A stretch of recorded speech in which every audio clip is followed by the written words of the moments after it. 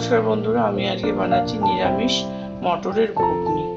এই মটরগুলো আমি 5 ঘন্টা জলে ভিজিয়ে রেখেছিলাম।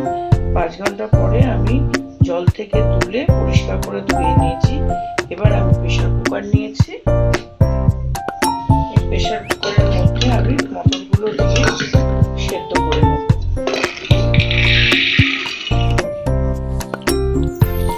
জল দিয়ে 3-4 সিটি দিয়ে আমি সেদ্ধ করে নিচ্ছি।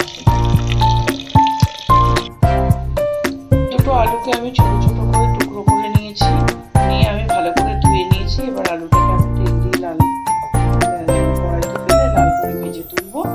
তো বন্ধুরা দেখো, আমি এই নিরামিষ ঘুগনিটার জন্য আমি দুটো আলু নিয়েছি, কারণ এটাতে পেঁয়াজ রসুন পড়ছে না।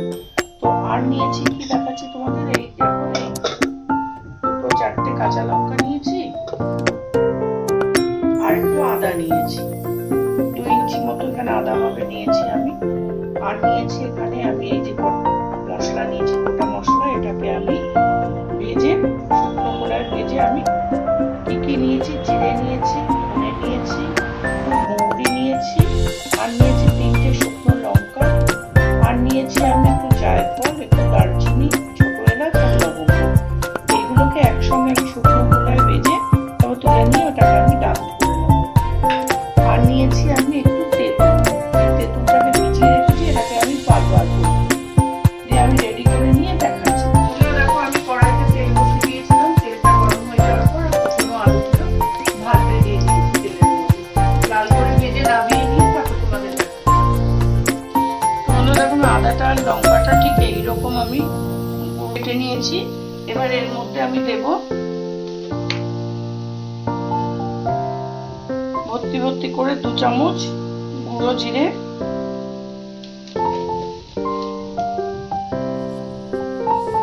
আর 2 চামচ মতো ধনে গুঁড়ো। এইগুলো এবার একসঙ্গে আমি বেটে নেব। ভাজা মশলাটা আমি করেছিলাম, সেটাকে আমি বেটে এই যে ভাজা মশলাটা আমি করে রাখলাম।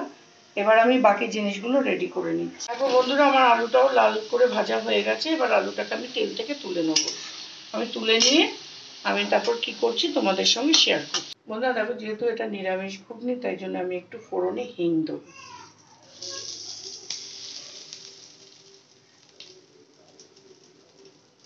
দিয়ে দিলাম। এবার আমি মশলাটা দিয়ে দেবো, বেটে রাখা মশলাটা দিয়ে দিলাম।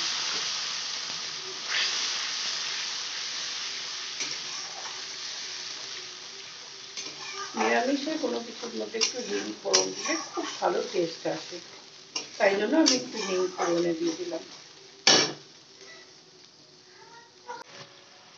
দিয়ে দিচ্ছি একটু লবণ, 2 চামচ মতো লবণ দিয়ে দিচ্ছি 2 চামচ। দিয়ে দিচ্ছি একটু হলুদ, দিয়ে দিলাম একটু হলুদ। এবার মশলাটা আমি ভালো করে কষিয়ে নেব।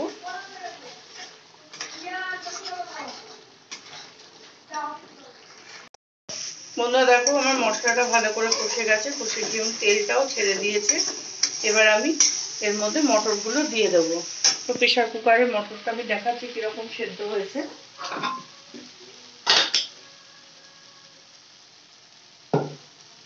এই দেখো বন্ধুরা, হাতে টিপ দিলে কিরকম একদম গলে যাচ্ছে। তো মটরটা খুব নরম সেদ্ধ হয়েছে। এই যে এটা কষে গেছে।